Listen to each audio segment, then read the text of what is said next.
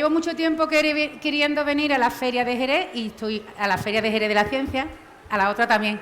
Y me han invitado muchos años desde que me dedico a la divulgación, pero como desafortunadamente la Feria de la Ciencia de Jerez coincide con la Feria de Sevilla, pues nunca había podido venir, y no porque yo sea muy feriante, que tampoco lo soy tanto, sino porque mi familia y yo pues aprovechamos para viajar en la Feria de Sevilla, que tenemos vacaciones. Así que este año, que no tenemos dinero para irnos de vacaciones, pues dije, este año puedo ir a la Feria de Jerez, este año sí que puedo ir a la Feria de Jerez, así que aquí estoy y me hace mucha ilusión. Voy a hablar de matemáticas, pero que nadie se vaya, por favor, y he titulado la charla Que las matemáticas te acompañen, pues porque es el título de un libro mío también, pero no por eso, no hay libros, que nadie se vaya, no voy a vender, sino porque a mí me han acompañado las matemáticas casi desde siempre y me han hecho muy feliz. Entonces voy a compartir con vosotros, no os voy a contar mi vida, un poquito sí, porque ya me estoy haciendo mayor y me doy cuenta que cada vez cuento más mi vida en las charlas, eso es síntoma ya de abuela ya cebolleta. Está muy alto esto, es que lo escucho con mucho retumbo. Y voy a explicar un poco a qué me dedico. Entonces, ¿cómo se dice? He estructurado la charla alrededor de 3 preguntas, bueno, básicamente de 2, pero que son las 3 preguntas o 3 de las preguntas que me han hecho o me hacen a lo largo de mi vida y que más me han molestado. Entonces, son preguntas que me han molestado y a partir de ahí, seguro que todos tenéis una pregunta que os molesta, ¿no? ¿Qué pregunta te molesta a ti? A este, el chico de... ¿Ninguna? Bueno, pues voy a contar las 3 preguntas que a mí me molestan y voy a hablar sobre 2 de ellas. La primera pregunta que más me molestaba a mí cuando era pequeña es cuando te decía, ¿a quién quieres más, a papá o a mamá? O sea, una pregunta que además nos la hacían, nos la repetían, nos ponían allí en un dilema moral infinito. Ya nadie me la hace, afortunadamente. Ahora, ¿a quién quieres más, tu hijo mayor o tu hijo pequeño? ¿No? Pero una pregunta cruel y os la recuerdo, no la hagáis. O sea, no la hagáis porque los niños lo pasan muy mal, tanto si los padres están divorciados como si no. Si están divorciados, peor. O sea, si están divorciados, no lo hagáis nunca. Pero incluso aunque tengan amor infinito, esa pregunta es cruel y no se debe hacer nunca. Y esto no tiene nada que ver con las matemáticas, pero cuando estaba preparando la pregunta me la planteé. La segunda pregunta que me hacían cuando yo era pequeña, igual que a todo, es ¿qué quieres ser de mayor? ¿Qué quieres ser en el futuro? Y tal. Y yo desde muy pequeña lo he tenido muy claro, que quería ser... No, yo quería ser Lola Flores. O sea, a mí cuando me preguntaban de pequeñita, ¿tú qué quieres ser? Yo decía Lola Flores. Decía cantante, yo decía no, Lola Flores. De hecho, cuando mi abuela me llevaba en Halloween, que no se llamaba Halloween todavía, a limpiar las tumbas, que es donde me llevaba mi abuela a mí en Halloween, hay que ver, tampoco hagáis eso, ¿eh? Vestir a los niños que pidan caramelo, que aunque no sea muy nuestro, es más agradable que limpiar nicho. Bueno, pues cuando mi abuela me llevaba a limpiar nicho, yo me cogía las flores de las otras tumbas, cosa que a mi abuela le ponía un poquito nerviosa, y cantaba pena, penita, pena, pues estábamos en el cementerio, ¿no? Y por ahí quería ir yo, pero no cantaba muy bien, pero eso era cuando era muy chiquitita, que yo quería ser Lola Flores. Luego ya cuando era así más o menos adolescente y tal, pues claro, ya maduré y ya no quería ser Lola Flores, ya sí quería ser Madonna, ¿no? Y yo quería ser Madonna, cantar como Madonna, y igual me decían cantante, y yo, no, Madonna. O sea, no quiero, todos sabemos quién es Madonna, ¿verdad? No vaya a ser que alguno acabe ahí en la fuente. O sea, Madonna es la diva, y eso es lo que yo quería ser, Madonna, hasta el final del instituto. De hecho, me gustaban tanto Lola Flores y Madonna que ahora, creo que por eso ahora mi artista favorita es Rosalía. Porque si lo pensáis es, coge Madonna, coge a Lola Flores, la mete en una costelera y te sale Rosalía. Es fantástica, es perfecta para mí. Pero básicamente, tonterías aparte, esto es cierto, yo cuando era pequeña lo que quería era ser famosa. Nosotros vivíamos en un barrio muy chungo, de verdad, en Coria del Río, que es un pueblo de Sevilla. Yo vivía en los 80, porque soy más mayor de lo que os parece, y fue una época bastante chunga en mi pueblo, los 80, y nosotros de la época chunga aquella de la heroína vivíamos en la parte más chunga, con lo cual, y además era la tercera de 6 hermanos, no tengo ni casi fotos de cuando era chica, nadie me echaba cuenta, mentira. Bueno, un poquito mentira. Y yo lo que quería era ser famosa, para salir del barrio, algo que me hiciera famosa. Pero como vivía en ese barrio, mis padres no tenían para mantener una carrera artística, me dijeron, no, tienes que estudiar en la universidad. Digo, bueno, pues tendré... Y luego, mi madre luego me dijo, luego hace lo que te salga del moño. Pero tú acabas la universidad. Y cuando ya dije, bueno, me parece que mi carrera artística, renuncié a ella así, con mucho drama, porque yo siempre he sido muy dramática, y dije, voy a estudiar en la universidad. Y ahora sí, cuando iba a estudiar en la universidad, hasta el último día, justo yo estaba en COU, que es segundo de bachillerato, porque parezco más joven de lo que soy, y el último día del instituto, justo cuando vas a hacer la selectividad, yo todavía dudaba entre dos carreras. Una la sabéis, porque tenéis spoiler, ya sabéis a qué me he dedicado, y la otra era física, filosofía. O sea, yo hasta, de hecho, quería ser más filósofa que matemática, porque a mí me gustaba más la filosofía que las matemáticas. Y lo que pasa es que mi profesor de filosofía me ayudó a decidir, me dijo, estudia matemáticas. Cuando tengas un puesto de trabajo, pues entonces estudias filosofía, y por eso me dediqué a las matemáticas. Siempre me habían gustado las matemáticas.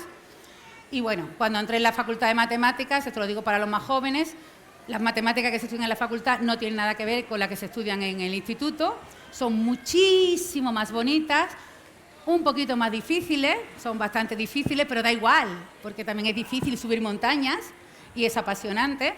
Son una mijita más difíciles en la carrera, en la facultad, pero son más chulas, son más apasionantes. Entonces yo estudié matemáticas y tal, hice mi tesis doctoral y tal y cual y cual. Y ahora voy a contar una historia personal.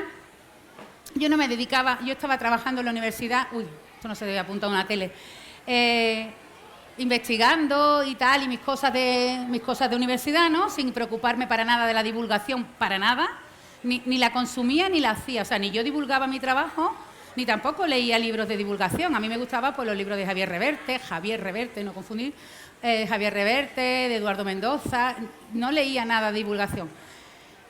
Hasta que aparecieron en mi vida estos dos personajes que son mis hijos. Bueno, que eran mis hijos. Bueno, siguen siendo mis hijos, pero ya no son así. O sea, ya él va a entrar en la universidad el año que viene, está en segundo de bachillerato y él está en tercero de la ESO. Lo que pasa es que no me dejan poner fotos de ellos actuales en la charla, porque los ven los amigos y se ríen, no sé por qué. Y cuando Salvador y Ventura eran pequeñitos, pues hubo un momento serendipia que cambió mi vida. Y es que en el cole de mis hijos, en la guardería de Salvador, cuando tenía 3 años, había una actividad que era el protagonista de la semana, donde el papá o la mamá iba y contaba su trabajo, el papá, mamá, la abuela, quien fuera. Y yo tenía que ir a contar mi trabajo, que era matemática, a una clase de niños de 3 años. ¡Guau! ¡Qué emoción! Y con la mala suerte de que la semana anterior había ido un papá cirujano.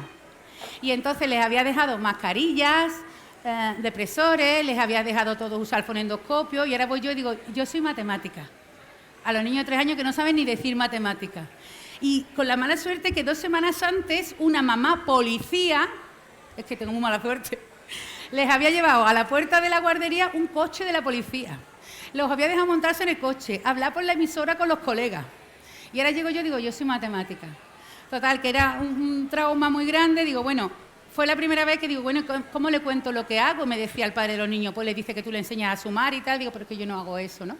Entonces decidí por primera vez contar mi investigación a niños de 3 años. Y ahora la voy a contar a vosotros. Y no os voy a meter presión, pero los niños se enteraron, ¿eh? Así, tenían 3 años y os voy a contar un poco la investigación que hacemos, bueno, aparte de la investigación, para poder entender otra cosa que voy a contar. Yo les conté... Yo trabajaba, la tesis doctoral que ha salido antes, que no voy a volver, una de las estructuras que trabajábamos son los que se llaman los diagramas de Voronoi. ¿Alguien los conoce? ¿No? Bueno, los voy a explicar como se lo expliqué a los niños de 3 años, ¿eh? Y ellos lo entendieron, ¿eh? Estos son, yo se lo expliqué así, digo, imaginaos, aquí hay unos muñequitos, no sé si lo veis, ¿se ve bien la imagen? Bueno, pues aquí hay unos personajes que son los Loonies, que eran una serie en que no sé si sigue existiendo, pero que a mis hijos les molaba mucho en aquella época. ¿Sí existe? Bueno, pues estos son los personajes de los Loonies y el ejemplo era el siguiente. Digo, imaginamos que tenemos a los Loonies, a un grupo de niños, lo que sea, en el patio del colegio. Ellos eligen una posición, la que ellos quieran, y se quedan en esa posición fijos, no se pueden mover, ¿sí? Entonces, ahora lo que vamos a hacer es tirar caramelos, como si fuera una piñata, pero uno a uno. Una piñata ordenada. Entonces, los niños podrán, los lunis, en este caso, porque a Salvador le molaban mucho los lunis pueden coger el caramelo que caiga más cerca de él que de ningún otro luni. O sea, que tú, imaginaos los más pequeños o los grandes, que nos ponemos todos aquí de pie, nos distribuimos y vamos a tirar un caramelo y tú solo puedes coger un caramelo, o sea, entre él y yo, si cae más cerca de mí que de él. Y de ella me miro alrededor y solo me quedo los caramelos que estén más cerca mía que de ningún otro, ¿no? Que, bueno, básicamente es lo que debería hacerse en las piñatas, ¿no? Coger los caramelos que están más cerca de ti que el resto. Eso es lo que debería hacerse, lo que pasa es que luego viene un niño rata y se va llevando los caramelos de todos los demás, ¿no? Pero lo lógico sería que cada niño cogiera los caramelos que están más cerca de él que de nadie, ¿sí? Esa es la propiedad. Entonces, yo tiraba este caramelo, bueno, era una presentación que se ve muy mal porque es la presentación que usé con ellos, es muy antigua. Yo tiraba este caramelo y le decía a los niños, ¿de quién es ese caramelo? ¿Quién lo coge? Y entonces ahí con las venas como el camarón, pues decían, de Lubina, de Lublú, de Lucho. Había división de opiniones, ¿no? Yo creo que de Lubina, no, está más cerca Lucho, está más cerca Lublú. ¿Quién está más cerca del caramelo? Y entonces yo decía, bueno, aprovechaba para hacer apología, digo, bueno, pero los matemáticos no nos importa vuestra opinión, nosotros medimos. Eso es lo bueno de las matemáticas, que le da igual lo que tú pienses, porque tenemos herramientas para medir. Y por eso me encantan las matemáticas. Y los matemáticos lo que podemos hacer para resolver ese problema es coger un metro y medimos la distancia a cada uno de los lunis y se lo damos al luni que esté más cerca, a fin de la discusión. No hay que discutir con matemáticas, se mide. No hay opiniones, no hay ideología política, nosotros medimos y lo que sea será. Todavía no existía la fake news ni la posverdad en aquella época. Entonces digo, bueno, pues medimos los caramelos y se lo queda el más cerca.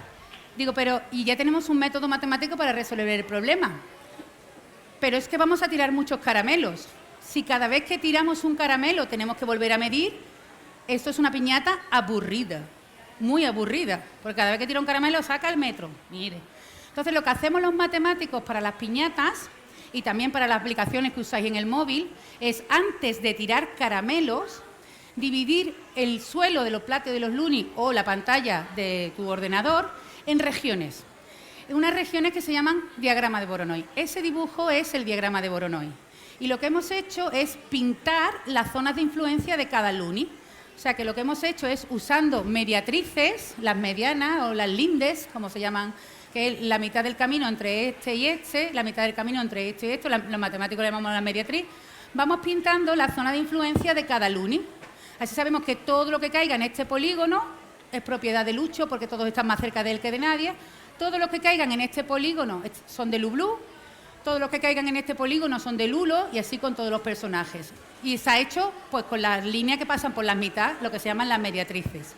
Y esto es lo que se utilizaba para... Y ahora ya cada vez que caiga un caramelo, tú ya sabes de quién es, simplemente miras en qué región de influencia ha caído. Si el caramelo cae aquí, es de Lucho, si cae aquí es de Lupita, y así con todos. Y eso es lo que hacen también las aplicaciones de móviles, cuando decís, ¿cuál es la farmacia más cercana? ¿Cuál es la papelería más cercana? Ellos tienen en los mapas hechos los diagramas de Voronoi de pizzería, de farmacia, lo que sea, y no es que calcule tu distancia a todas las farmacias de Jerez, es que saben qué zona de influencia. Lo único que hace es, dice, tú has caído en la región de influencia de esta farmacia, ¿no? Si yo digo, estoy aquí con mi móvil y digo, ¿cuál es mi farmacia más cercana? No me calcula la distancia a todas las farmacias, sino que tiene internamente hecho el diagrama de Voronoi y me dirá, pues si está en este polígono, esta es tu farmacia más cercana, ¿no? Y para viajes, para agencias de viaje, ese diagrama de Voronoi se utiliza siempre y básicamente lo que hace es una cosa muy natural, que es dividir la región del espacio por zonas de influencia cuando los lunis, cuando se compiten en igualdad de condiciones. O sea, quiero decir que todos tienen los mismos derechos en cuanto a proximidad, ¿vale? Uno puede mirar ahí y dice, bueno, es que hay algunas regiones son más grandes que otras. No, bueno, porque no están uniformemente distribuidos. Entonces aquí son en igualdad de condiciones por proximidad, ¿sí? Vamos a ver este vídeo. No hace falta que se escuche el sonido porque está en japonés. No sé cómo estáis de japonés vosotros. Yo creo que lo tengo un poquito oxidado, pero a ver si se ve. ¿No se ve? Si no lo pongo aquí, lo tengo aquí. ¿Se ve? Sí. Vamos a ver cómo este japonés nos muestra el diagrama de Voronoi, que es eso, competencia. Está poniendo, no sé si lo veis, gotitas de pintura acrílica y ahora lo que va a hacer es, con un metacrilato, espachurrarlas para que compitan por el espacio, para que se expandan compitiendo por el espacio. Y van a hacer eso. Eso hay que hacerlo muy despacito igual, o sea, por todas partes igual. Y cuando termina, pues sale algo ahí que se parece al diagrama de Voronoi de antes, porque han competido por el espacio. Bien. Pero uno puede pensar que no. Entonces ahora lo va a hacer en plan profesional, para que veamos que es verdad que es el diagrama de Voronoi. Entonces pone las gotitas de pintura que tienen que ser idénticas, todos con la misma masa.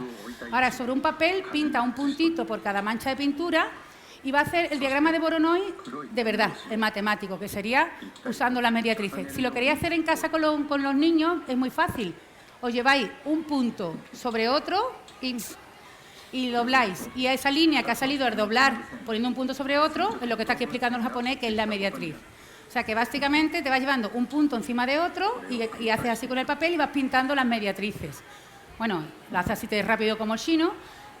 Y ahora con un rotulador, no sé si se ven las marcas, han marcado las mediatrices, simplemente un punto sobre otro y tras. Y él pinta el diagrama de Voronoi, lo termina de pintar con un rotulador, y ahora se lo pinta sobre metacrilato. Eso es lo que debería salir según las matemáticas, y ahora va a aplastar. A ver si es verdad que lo que salió antes del diagrama de Voronoi. Entonces esto lo aplastáis con muy suavecito y con la misma presión por todos los puntos. Y comprobáis si ha salido o no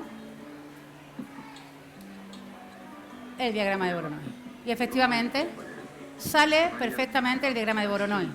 También os digo que el chino, un aplauso al chino, es precioso.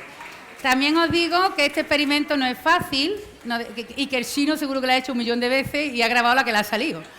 Porque tienen que ser las gotas de pintura exactamente iguales para que no haya... para que estén en igualdad de condiciones y echar una gotita de pintura, no sé, yo que soy muy torpe, me imagino que es imposible, de forma que con una jeringuilla para que tengan la misma cantidad la pintura y luego el metacrilato lo tenéis que bajar muy despacito y con la misma presión en todos los puntos, porque con que se varíe una mijita el metacrilato va a aplastar unas más que otras, o sea que este lo ha hecho 1.000.000 de veces.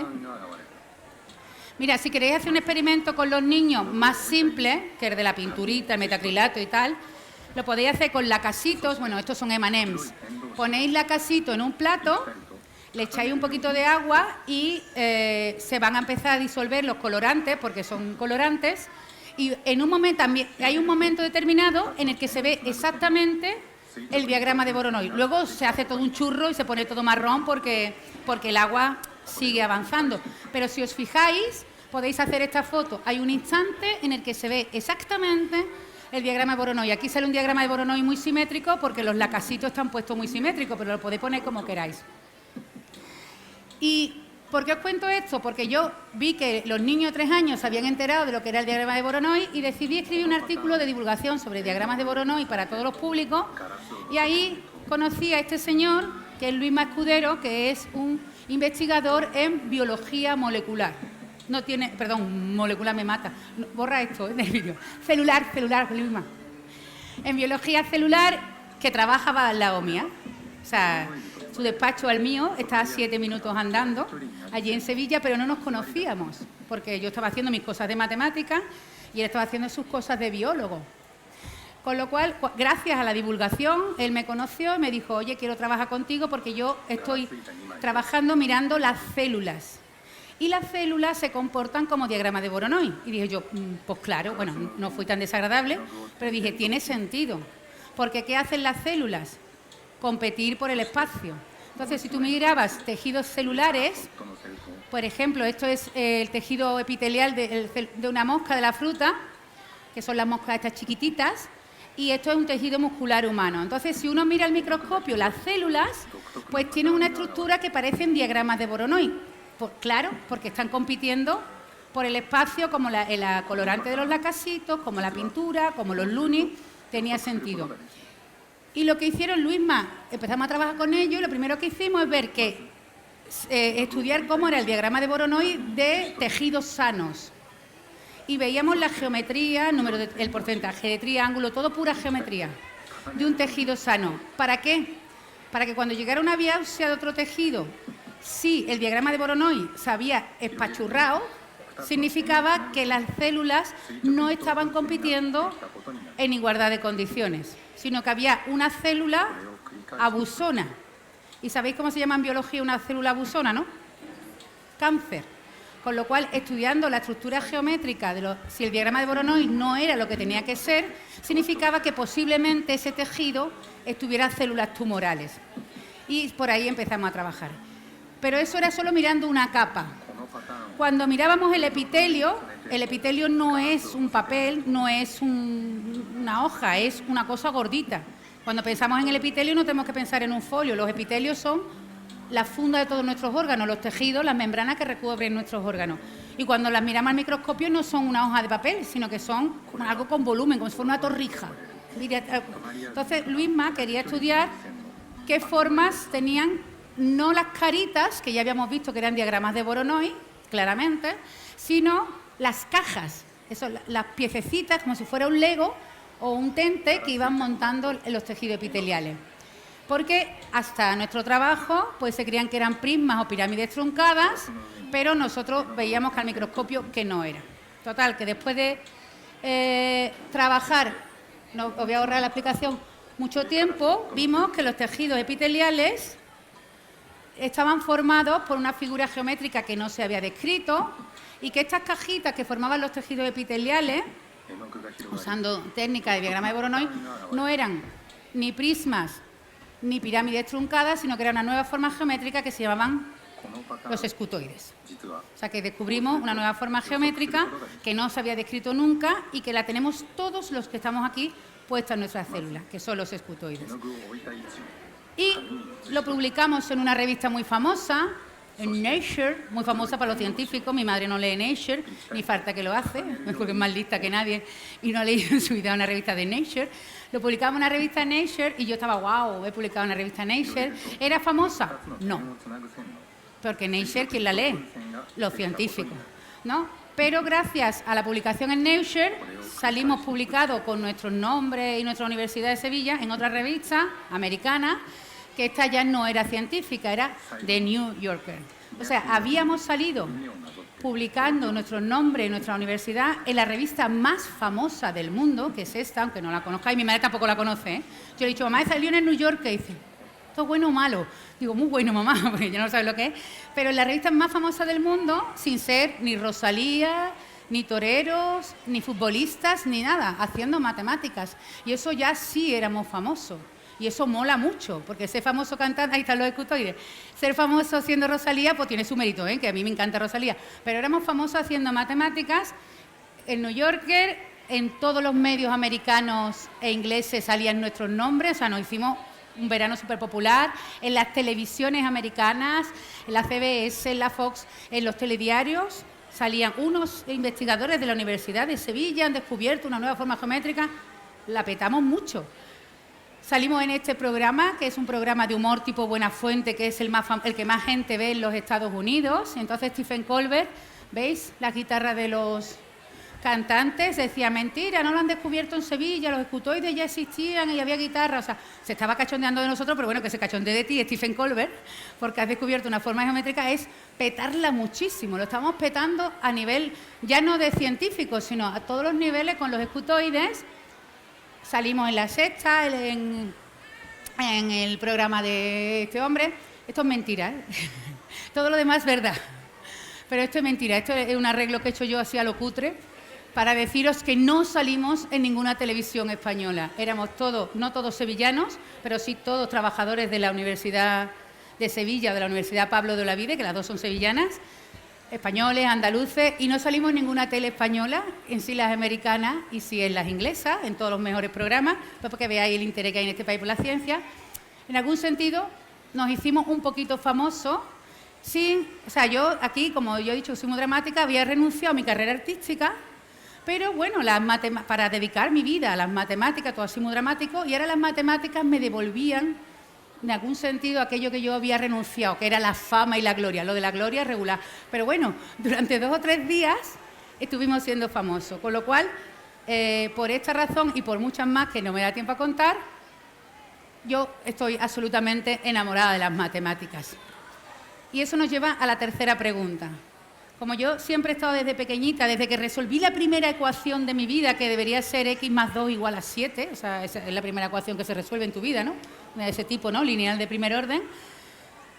Yo recuerdo que di un grito de ¡wow!, ¿no? Lo he descubierto, ¿no? Porque eso son las matemáticas. Muchas veces asociamos las matemáticas a hacer cuentas. Eso no son matemáticas, son cuentas. Y son aburridas, a mí no me gustan.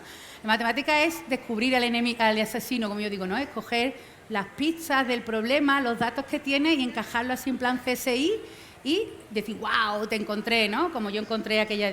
Desde siempre me ha encantado esa parte de las matemáticas, que eso son las matemáticas, resolver problemas, resolver asesinatos,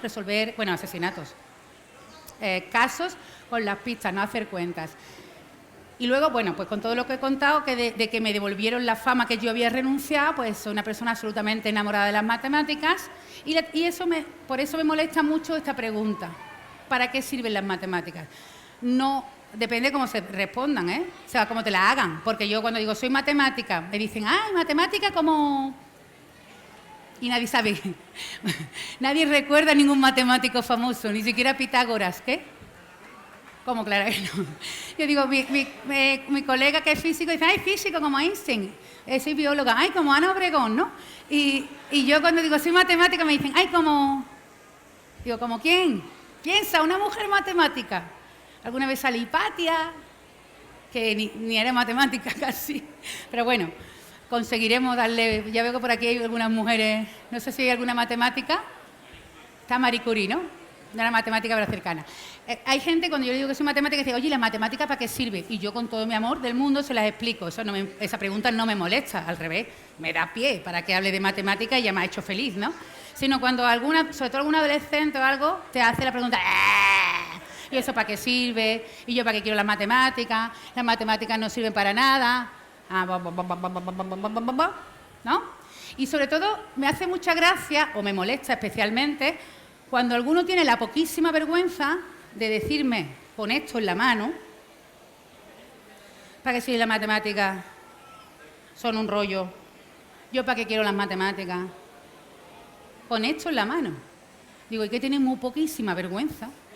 Ninguna, para decir que sirve la matemática con esta caja en la mano. Porque a poco que lo pensemos, ¿esto qué es? Una caja. Una caja de plástico, con un cristalito, una funda para que no lo rompa. Y dentro, ¿qué hay? Cositas. Transistores, lo que tú quieras.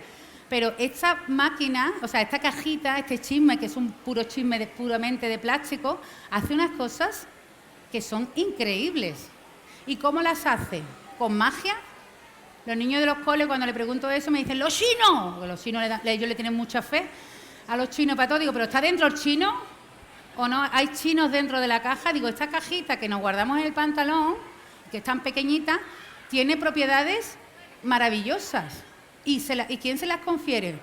La matemática. No estoy hablando del Fornite ni de los juegos, sino cualquier cosa que haga este cacharro, y hace cosas realmente espectaculares, ahora vamos a repasar algunas de ellas, se hacen gracias a que hay gente que estudió matemáticas. Por ejemplo, seguro que iba a decir los adolescentes, pero este rato lo tenemos todo, ¿no? Que alguna vez habéis tenido un rato de que nadie os entiende, ¿no? Los adolescentes más, supongo. Mi hijo pequeño lo tiene 3 veces al día. El de nadie me entiende, no me hacéis caso, no me escucha, no sabes lo que te estoy diciendo y tal. Yo también, ¿eh? Porque mi hijo ha salido a mí, vamos, somos los dos, nos llaman Sófocles, ¿no? Por lo que somos muy dramáticos los dos. Cuando tú tienes un momento de eso que nadie te entienda, que tú estás hablando y parece que nadie te entiende, hay algo que te entiende. O sea, cuando el mundo se confabula contra ti y no te entiende, hay algo que te entiende. El reconocedor de voz te entiende. Por muy triste que tú estés y muy deprimido, tú le hablas a WhatsApp y dices, hola mamá, voy a comer. Y escribe, hola mamá, si le dictáis los mensajes. Hola mamá, voy a comer. Hola con su H. Voy con V y con Y. Mamá con su tilde. Las lágrimas. ¿Y tú cómo? Esta cajita me escucha, me entiende y escribe mejor que mis estudiantes en la universidad, con mejor ortografía. O sea, cómo una cajita de plástico puede hacer cosas mejores que mis estudiantes. que algunos, ¿eh? O sea, ¿cómo me ha entendido esta máquina? Y ahora si yo le digo además, me voy a cambiar a casa de ropa que me he mojado con una ola. Esa ola ya no lleva H. Parece magia, pero sabe gramática y sabe ortografía. ¿Cómo una caja llena de cositas me escucha, me entiende y escribe lo que digo en mi idioma perfectamente? O sea, es muy guay. Los niños dirían, los chinos. ¿No? Y no son los chinos, que también tienen algo que ver con la tecnología, sino son las matemáticas. Una matemática muy antigua de este señor que no tenía móvil, pero que en un momento determinado, no voy a explicar las series de Fourier, pero sí que gracias a este hombre sabemos etiquetar las ondas. Lo voy a decir así, los matemáticos de la sala me permiten la licencia porque lo estoy simplificando mucho. Gracias a Fourier, él nos enseñó a ponerle una etiqueta a las ondas. Cada vez que teníamos una onda, le poníamos unos numeritos, que se llaman los cocientes de Fourier, da igual lo que sea, le ponemos como un código de barra a la onda, que son unos numeritos, y las tenemos perfectamente identificadas. Y gracias a Fourier, cuando tú hablas al móvil, el sonido es una onda que lleva su etiqueta, su lista de numeritos, tu teléfono lee los numeritos y mira con qué onda corresponde y dice y luego pues con otras matemáticas y códigos de Hamming, otras matemáticas, mira qué palabra estás diciendo y cómo se escribe en tu idioma. O sea, todo eso se hace con matemáticas. Gracias a Fourier, por ejemplo, algunos cantantes españoles tienen discos, porque gracias a Fourier y al autotune, que no sé si lo conocéis, que es básicamente aplicar análisis de Fourier a lo que cantan los bichos algunos, pues le arreglan los gallos y tal. Yo siempre a mis alumnos le pongo un vídeo de Carlos Baute, no tengo nada en contra de Carlos Baute, pero tuvo el chiquillo un mal día, un concierto de Carlos Baute en directo, que canta como un perro pisado por rabo, ¿no? Y luego la misma canción, te sirve Los Gemelos y todo esto, cantada por él en estudio, en el disco. Digo, ¿qué ha pasado de aquí a aquí? ¿Que no te aprendió a cantar? No. Que el técnico, que el ingeniero de sonido sabe mucho de Fourier y de cómo arreglar esos desperfectos, o sea que además nos permite escuchar buena música. Pero cuando, como he dicho, vuestro teléfono tiene un diccionario con los códigos de las barras de las ondas, ¿no? Yo hablo y él mira qué etiqueta tiene mi onda y mira en su diccionario. Pero ¿qué pasa? Que a lo mejor ese diccionario se lo ha grabado a alguien, pues no sé, de Salamanca o de Valladolid. Y entonces cuando nosotros hablamos desde aquí un poquito más al sur de Valladolid, la dicción no es la misma. Es más, cambia el timbre, cambia todo. Entonces, si se graba el diccionario, se lo graba alguien de, pues eso, de Salamanca, y ahora voy yo, cojo mi móvil y digo, quiero zarcillón, pues, o habla mi madre, que creo que mi madre va a acabar con todos los programadores del mundo dictándole mensajes al WhatsApp, pero es la mejor, pero habla muy coreana, yo soy de Corea. Entonces digo, yo quiero zarcillón. Pues entonces el reconocedor de voz dirá, esa palabra no existe en español. Entonces, y de hecho os habrá pasado que decís algo, y bueno, no vamos a hacer aquí ningún chiste, pero depende de... puede ponerte un mensaje u otro. ¿Cómo hace cuando tú dices una palabra que no está en español, el qué hace? ¿Se la inventa?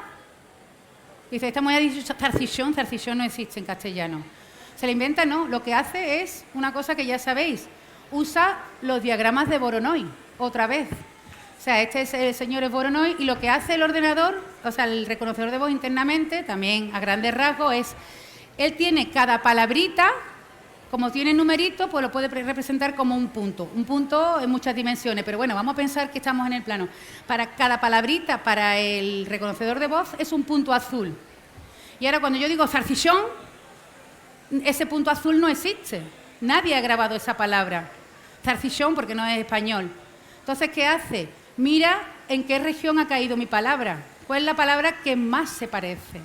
Y mi onda se parecerá más a una determinada palabra que no tiene por qué ser salchichón, que ya lo sabéis, que muchas veces no acierta el reconocedor de voz, pero vuelve a utilizar las matemáticas para decir, bueno, esta señora ha dicho una palabra que yo no tengo, ¿cuál es la más cercana? Igual que hacemos con los lunitas, o sea que todo se hace con matemáticas. Otra de las cosas que le gusta mucho a los adolescentes y a las no adolescentes, que es mandar fotitos y hacerse selfie, también lo hacemos gracias a las matemáticas. O sea, cuando nos hacemos un selfie y lo mandamos a Instagram, ¿cuánta información estamos mandando instantáneamente a Instagram? Millones de píxeles. O O sea, cada vez que os hacéis una foto con esta cajita de plástico, que además de reconocer nuestra voz, tiene unas cámaras de fotos impresionantes. Que si algún fotógrafo hace 30 años le decimos que aquí cabe una cámara de la resolución con las que llevaban ellos, que llevaban unos camarones, bueno, unas cámaras grandes, no el camarón de la isla. Ellos iban con unos camarones y no llegaban ni a la mitad de esta resolución. Si le dijéramos que aquí cabe una cámara no de fotos, sino de vídeo, grabadora, eso lo digo, sobre todo los más jóvenes, que todos llevan una grabadora encima y tal, para que tengáis cuidado con vuestra intimidad, que ya no vale nada, ni la vuestra ni la nuestra. Estamos todos vendidos. Bueno, pues lo que iba, que me enrollo, si yo me hago una foto con mi móvil, que no es especialmente bueno, tengo una cámara buenísima. Y esa cámara lo que hace es tomar una imagen mía, que es una cajita donde hay millones de números. Cada píxel. Los píxeles lo que recogen es un numerito. Y ahora instantáneamente, ¡plaf!, todos esos millones de números han pasado a Instagram. ¿Eso cómo se hace? Los más mayores os acordaréis cuando grabábamos, hace no tanto tiempo, un fichero de Word de una carpeta a otra. Un fichero de Word es un mojón, o sea, no tiene datos. Y nos salía hasta una hoja, así, de papel, para que tú esperases.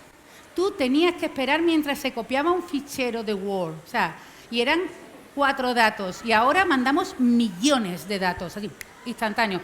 A Instagram, a WhatsApp. Bueno, WhatsApp comprime mucho. ¿Y cómo lo hacemos? Pues gracias a las matemáticas también. Gracias a una técnica de matemática que además es muy chula, porque lo que hace es, básicamente, de la foto que tú quieres mandar, borra mucha información, la tira y manda algunos datos de tu foto, no todos. De tal forma que, pero con unas herramientas matemáticas, que la persona que la recibe, o sea, Instagram o WhatsApp, lo que sea, con esas pistas del asesinato, no estoy diciendo que vuestras fotos sean un asesinato, pero algunas sí son un crimen, ¿no? Con algunas pistas de la foto, las reconstruye. Pero las reconstruye al nivel de que se te ven las pecas, los granos, las arrugas, quien la tenga, ¿no? Yo no. O sea, todo reconstruido como por arte de magia. Y todo gracias a las matemáticas. A matemáticas que le debemos, por ejemplo, a este señor, a Harald Bohr, que ¿os suena el apellido? ¿De qué? De Niels Bohr. Es que él era el hermano de Niels Bohr. Niels Bohr fue físico, premio Nobel de física, y Harald Bohr era su hermano, era un eminente matemático, menos popular que su hermano, porque su hermano fue premio Nobel, pero un tío que hizo unas matemáticas maravillosas, entre ellos una cosa que se llaman funciones semiperiódicas, que son fundamentales para que hoy en día podamos comprimir las imágenes y mandar. Lo que hacemos es esa información, mandar poca información para que vaya rápido.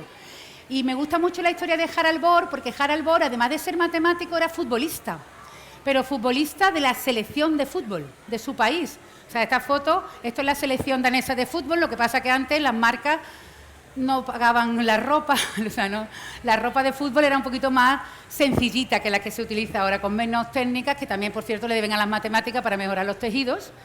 Esta es la selección danesa de fútbol, él es Harald Bohr y él jugaba de titular en la selección danesa de fútbol. De hecho, cuando el fútbol fue deporte olímpico por primera vez, que eran unas Olimpiadas de Londres, que no recuerdo el año, 1930 o por ahí, más o menos, ¿no? La primera vez que el fútbol llegó a las Olimpiadas, ellos, Dinamarca, lo podéis comprobar, que sacó la medalla de plata con goles de Harald Bohr. O sea, estamos hablando de una estrella del fútbol nacional en Dinamarca, que además era un gran matemático. Cuentan, y es verdad, porque todo esto es muy actual, bueno, para que sea verdad, que cuando él fue a leer su tesis doctoral no se cabía en el campus de la universidad. No podían pasar, los profesores que tenían que juzgarlo de la tesis doctoral, no podían pasar a la sala donde él defendía la tesis porque estaba así de gente. O sea, cuando yo leí mi tesis, pues había 20 personas. Mi madre, mi abuela, mi padre, 2 compañeros de departamento y 3 más, y 3 amigos. Pero cuando la leyó Harald Bohr, no se entraba en el campus. Claro, porque estaba leyendo la tesis doctoral una figura nacional, un tío que jugaba en la selección española, no, danesa de fútbol. Y además una tesis doctoral es un acto público y gratuito, con lo cual no puedes impedirle la entrada, en principio a nadie, claro, salvo, ¿cómo se dice? Salvo aforo, ¿no? Salvo hasta completar aforo. No se puede poner en peligro a la gente. Y allí no se podía pasar. Es, para que os hagáis una idea, para que nos pongamos en contexto, es como si Sergio Ramos defiende su tesis doctoral de matemáticas a lo mejor cuesta un poco hacerse la idea, pero podemos hacer un ejercicio. Sergio Ramos va a leer su tesis doctoral en la Universidad de Sevilla. Entonces, evidentemente, colapsaría el campus y sería imposible entrar. Pues eso, o sea, que se puede ser futbolista y matemático. Y otra matemática a la que le debemos, ella es actual, esta foto es actual, es Ingrid Daubechies, que es una matemática belga, y esa foto es actual, o sea, que es de ahora, que es de las personas que más está trabajando en las matemáticas que hacen posible los ficheros JPG, que eso sonará, ¿no?, cuando mandáis imágenes. Esta matemática es la que está contribuyendo más a las matemáticas actualmente para que podamos tener fotos muy chulas en Instagram, en WhatsApp y tal, con una calidad infinita y sobre todo se puedan enviar, porque la cámara la tenemos en el móvil, pero que se puedan enviar con toda esa calidad sin que se pierda por el camino. Y otra cosa que también usamos muy a menudo y que es como mágico, y que lo que pasa es que ya los más jóvenes os veis acostumbrados porque habéis nacido con Google, pero si uno piensa lo que hace Google, eso es muy wow, es muy impresionante. No cómo lo hace, evidentemente lo hace con matemáticas, eso seguro, pero con unas matemáticas además no muy complicadas, bastante simple para un alumno universitario, quiero decir. Pero si pensamos en lo que hace Google, es una cosa muy bestia, ¿eh? O sea, porque Google, ¿cuántas páginas maneja Google cada vez que hacemos una búsqueda? Miles de millones. O sea, una cifra de 10 cifras al menos. ¿Vale? O sea, de ese orden de magnitud. Del orden de magnitud de 10 elevado a 9, de miles de millones de páginas distintas tiene Internet que maneja Google. Y cuando nosotros hacemos una búsqueda, ¿qué hace Google? Pues vamos a imaginar que nos vamos muy lejos de aquí, que nos vamos a, pues yo no sé, a Nueva Zelanda, ¿no? Y en un buscador, porque si lo hacemos aquí, pues estamos en Jerez, ¿no? En un buscador de Google de Nueva Zelanda, yo escribo Feria de la Ciencia de Jerez. Y lo que hace Google es lo siguiente. No sé cuántos resultados aparecerán si hacéis una búsqueda con la Feria de la Ciencia de Jerez, pero vamos a poner 10.000 resultados. Pues lo que hace Google es busca eso de una caja. Vamos a pensarlo, ¿eh? Una caja donde hay miles de millones de páginas. Google encuentra, ¿he dicho 10.000? 10.000 páginas, que 10.000 páginas entre 1.000 millones es nada, es buscar una aguja en un pajar. 10.000 páginas dentro de una caja de miles de millones no es nada, es buscar una aguja en un pajar. Lo busca, te lo muestra en menos de un segundo. Porque si os fijáis, pone no sé cuántos mil resultados encontrados en 0,42 segundos, en 0,37 segundos. Que si fuera mío Google pondría detrás, para que vea. O sea, lo que he hecho en menos de un segundo. Pero no es que haya encontrado las 10.000 páginas, es que él nota, por el camino las ordena, que es lo más espectacular del algoritmo de Google. No es que las encuentre, sino que en menos de un segundo las ha ordenado por importancia. Y de las primeras, pues será el CEP de Jerez. No va a salir una página donde alguien hable casualmente de la Feria de la Ciencia de Jerez, sino que las va a ordenar perfectamente. No sé pues, si usáis Google como buscador, pero ¿cuántas veces habéis pasado a la página 2 de búsqueda de Google?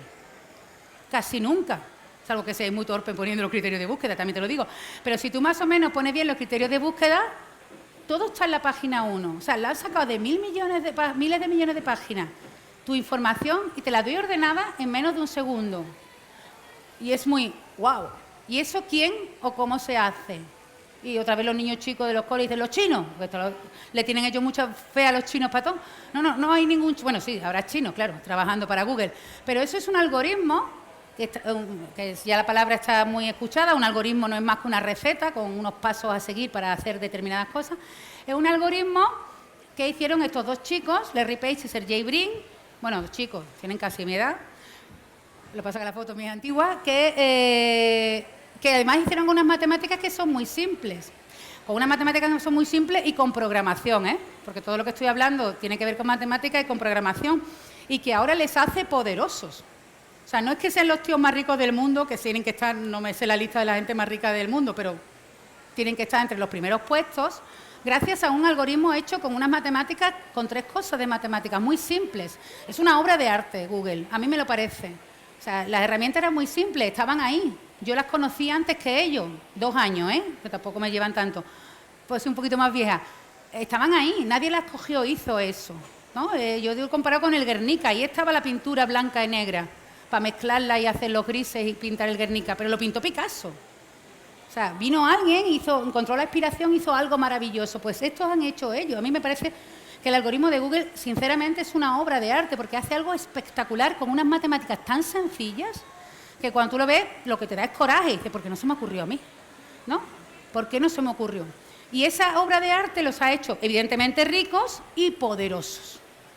O sea, absolutamente poderosos. Saben un montón de cosas de nosotros. Saben dónde estamos, lo que nos gusta. Y ese poder, ¿cómo lo han conseguido? ¿Con violencia? ¿Te han puesto a ti una pistola aquí para que les diera sus datos? Se lo hemos regalado. O sea, ni han usado la violencia, no han usado bombas, no ha sido democrático. No hemos votado que ellos dominen el mundo, pero ellos son parte de los dominadores, ¿se dice? De los dominadores mundiales son ellos. Sin bombas, sin terrorismo suicida, sin urnas, simplemente porque saben matemáticas y porque saben programar. Entonces, cuando yo le digo a los chicos y sobre todo a las chicas que saber matemáticas y saber programar es tener superpoderes, estoy hablando en serio. O sea, esto es tener superpoderes de verdad. No ir tirando telaraña ni cosas así, ni buscar gemas mágicas, que todo eso es mentira, sino tener superpoderes, creo yo, vamos, sino que tener superpoderes de verdad, superpoder de controlar el mundo, superpoder de diseñar una inteligencia artificial un robot que consiga que un niño del espectro autista profundo sonría por primera vez en su vida. Y eso solo lo puede hacer un robot, porque una persona no puede repetir este gesto sin cansarse durante horas, pero un robot sí. Y un robot tiene unos ojitos con reconocedores faciales que cuando el niño mueve un poco la cara le va a aplaudir. Y tú eres incapaz, aunque seas la madre del niño, de detectar todo ese tipo de cambios. O sea, eso es tener superpoderes. Y me gusta mucho, como matemática que soy, veis que el poder del mundo ahora mismo se está consiguiendo ¿cómo? Con algoritmos. Incluso Trump, que uno dice, ¿cómo puede estar este imbécil al mando de...? Porque es un imbécil, independientemente de tu color político, este hombre es un imbécil.